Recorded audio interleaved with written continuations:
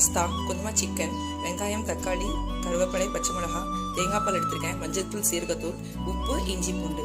So இது ஆயிடுச்சு. நான் ஆயில் போட்டுட்டேன். இப்போ இதில் ஸ்பைசஸ் போட்டுக்கலாம். சக்கரை எடுத்துட்டேன், ஆனியன் போட்டுக்கிறேன், பச்சை மிளகாய், கருவேப்பிலை, உப்பு போட்டுடலாம். எடுத்து இஞ்சி பூண்டு பேஸ்ட் போட்டுட்டேன், தக்காளி, மசாலா போடலாம். கொஞ்சம் மஞ்சள் தூள் போட்டுக்கலாம். சீரகத்தூள் சொன்னேன் இல்லையா, அது ஒரு ஸ்பூன் போட்டுக்கலாம். சிக்கன் இதில் போடுறேன். எல்லாம் மசாலா ரெடி ஆகிடுச்சு. இப்போ நான் இதில் வந்து கோகனட் மில்க் சேர்த்துக்கிறேன். கழுவி வச்சுருக்கேன் மக்ரோனியை வந்து இதில் போட்டுடலாம். போட்டுறேன்.